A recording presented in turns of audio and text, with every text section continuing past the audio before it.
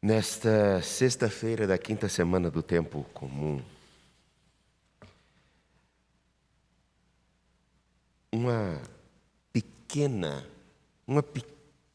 fala tirada do livro do Gênesis nos dá um horizonte humano e espiritual fundamental e extremamente significativo para olharmos ao nosso discipulado de Jesus Cristo.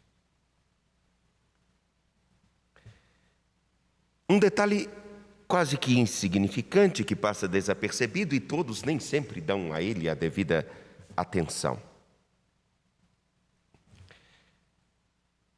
A árvore do conhecimento do bem e do mal, a árvore da vida no centro do jardim, o homem que com Deus vive uma relação perfeita, bem estabelecida,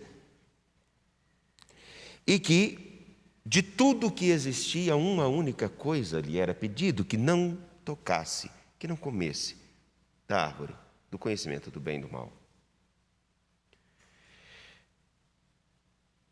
A serpente, que é narrado como o mais astuto dos animais, vem até o homem, ao ser humano, e diz uma coisa que é muito intrigante. O homem podia comer de tudo, menos um fruto. Porém, a serpente diz: é verdade que vocês não podem comer do fruto do conhecimento da árvore do bem e do mal. Ele reduz uma ampla experiência a uma negação. Ficou claro? Então ele coloca em destaque aquilo que não deveria ser feito, tirando o destaque de tudo que deveria ser.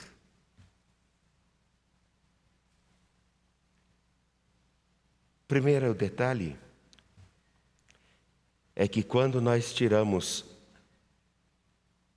do nosso foco tudo o que nós devemos e podemos fazer e começamos a nos preocupar com o que nós não podemos ou que não devemos, nós nos preocupamos mais em evitar uma coisa, de fazer uma coisa ruim ou que inadequada, e deixamos de fazer as outras tantas que são muito importantes e que são adequadas.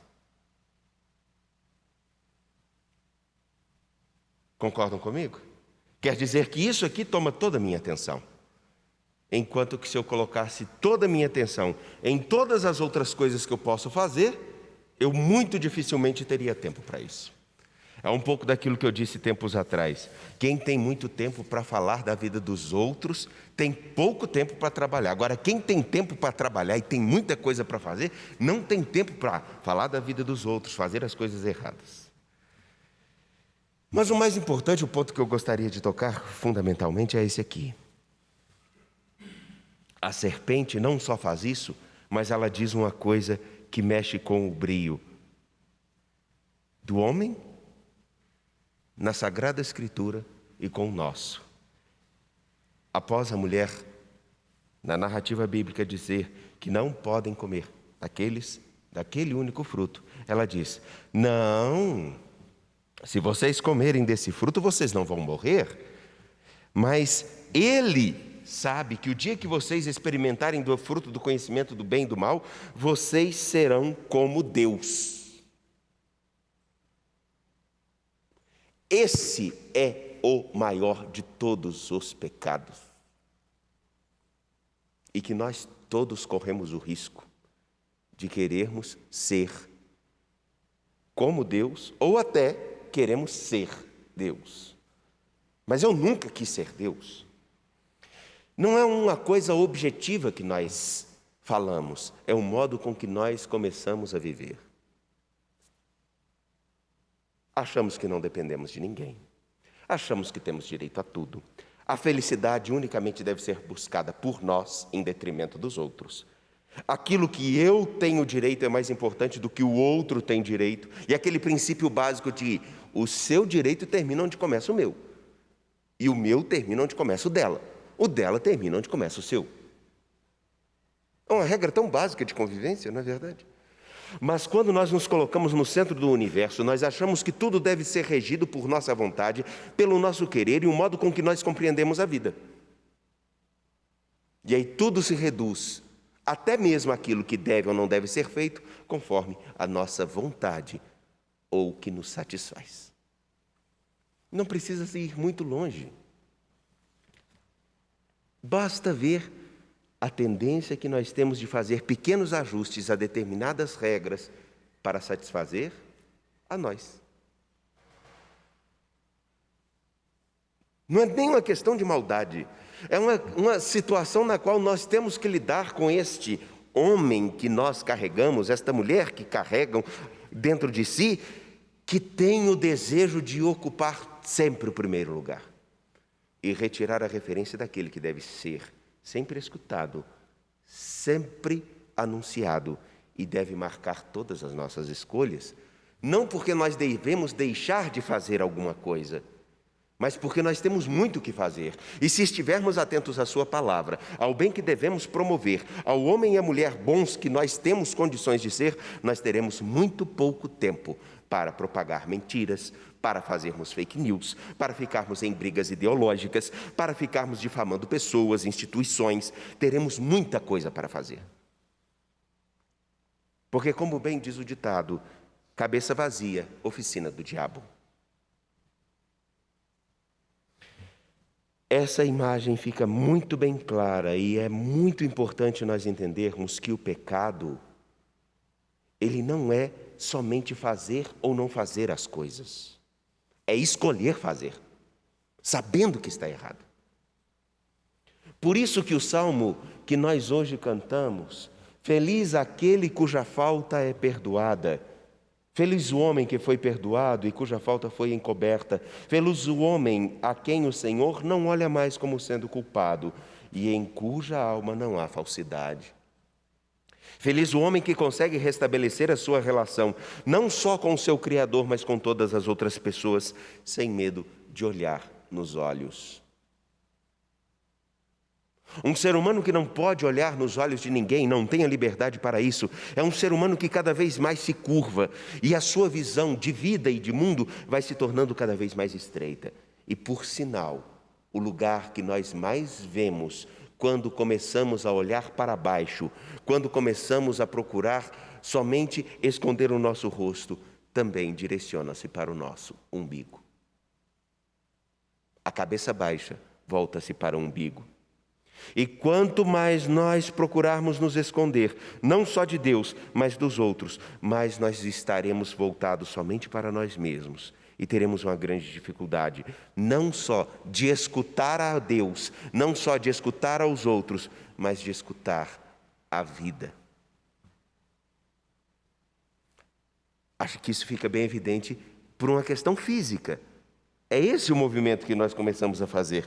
Uma pessoa que anda com a cabeça baixa, ela faz assim. E o que tem aqui? Olha para si mesma, se esconde. E a narrativa do Evangelho de Marcos, capítulo 7, versículos 31 a 37, nos traz uma cena tão bonita, tão rica em detalhes, que só esta aqui poderia conduzir um retiro de pelo menos 4 dias inteiros, sobre cada ação que aqui está sendo narrada. Ação. Jesus atravessa uma região. A vida e o caminho de Jesus Cristo e com Jesus Cristo é um caminho de travessia. Ele atravessa, ele sai, vai até o Mar da Galileia, atravessando toda a região da Decápole. Ele passa por toda uma região onde as pessoas não teriam uma abertura ou não seriam reconhecidas como aqueles que têm a abertura para acolher o Senhor nosso Deus. Mas ele ali passa e ali atravessa. Lhe trazem um homem surdo que falava com dificuldade. Pensemos um pouco, uma pessoa surda não fala com dificuldade. Uma pessoa que nasce surda, ela não fala. Ela tem um processo de vocalização. Aqui pode significar, não fala que ele era um homem que tinha nascido surdo, também não fala que é um homem que ficou surdo, mas o fato, um surdo fala com dificuldade. Ele tem um limite físico que atrapalha a sua comunicação. Ele falava com dificuldade. Quem não escuta, fala com dificuldade. Mas também quem não escuta, vive com dificuldade. A senhora sabe muito bem o que é isso, né? Não vá por aqui, a pessoa vai... Não é? Eu sei bem o que é isso. Minha mãe também. Ele escuta com dificuldade, tem um limite de comunicação, e eles o trazem para que Jesus lhe imponha as mãos. Mas a reação de Jesus é diferente porque o afasta do meio da multidão. Porque no meio da multidão nós estamos também acostumados a escutar várias vozes. Muitos dizem tudo. Na multidão que segue Jesus tem todo tipo de pessoa. Daqueles que querem dele simplesmente uma cura, daqueles que querem que ele dê vida boa, daqueles que querem segui-lo, daqueles que querem simplesmente viver um momento de curiosidade com ele, tem todo tipo de pessoa. Ele afasta esse homem da multidão, toca os seus ouvidos. Não fala que tocou, só um. Não fala que encostou e tocou na sua cabeça. Ele toca os ouvidos. Como que num gesto de recriar esse homem. Mas tocar os dois ouvidos é também um gesto extremamente significativo. Sabem por quê? Porque chamar uma pessoa por duas vezes significa que está chamando a atenção da pessoa por completo. E tocar esses dois ouvidos quer dizer, a sua atenção deve estar voltada completamente para mim. Nada pode impedir que você escute a mim. Nem a multidão, nem um limite físico, e muito menos aquilo que carregamos dentro de nós. Toca a sua língua com a saliva e diz, abre-te. Ao mesmo tempo que ele fala para abrir os ouvidos, ele fala para abrir a boca. Num único gesto, Jesus abre seus ouvidos para que escute a palavra, mas abre também os seus lábios para que ele possa falar dessa mesma palavra. Diferente de todos os outros que, ao contrário de andarem atrás de Jesus por causa de curas, por causa de pão, por causa da vida fácil, para ter certeza de quem é Jesus, ele dá a esse homem a capacidade de recomece sua vida, reoriente seus passos e sua atenção para buscar fazer aquilo que há de fundamental. Os ouvidos desse homem se abrem, ele escuta e fala. E o trecho do Evangelho lido hoje diz que Jesus faz os surdos ouvir, os mudos falar, porque Ele faz bem todas as coisas. Ele faz bem todas as coisas. Porque como o Senhor, na narrativa bíblica do Gênesis, faz bem todas as coisas, porque Ele se ocupa em fazer aquilo que é próprio dEle, sempre salvar.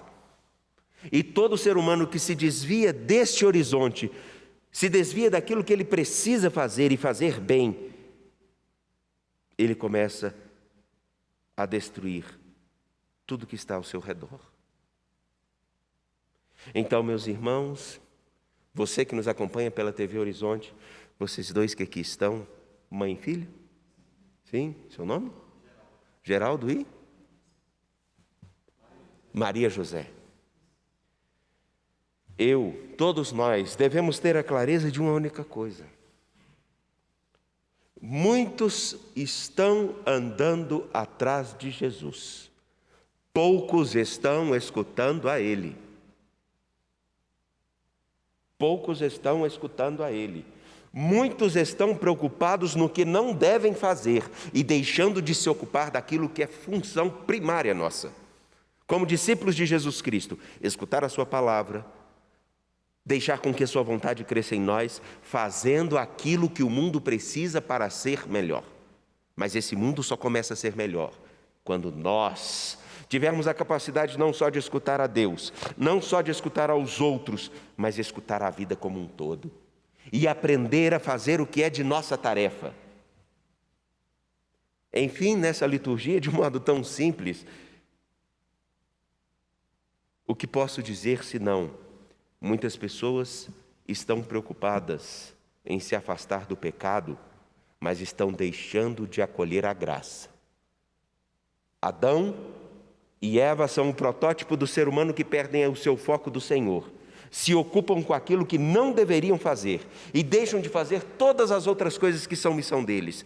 Deixam de escutar a quem deve, portanto não falam o que é preciso e não vivem do modo adequado. Não será esse um dos problemas que nós temos entre cristãos e crentes de todas as confissões? Não só não escutam a Deus, não só não escutam o próximo, mas não param para escutar a vida.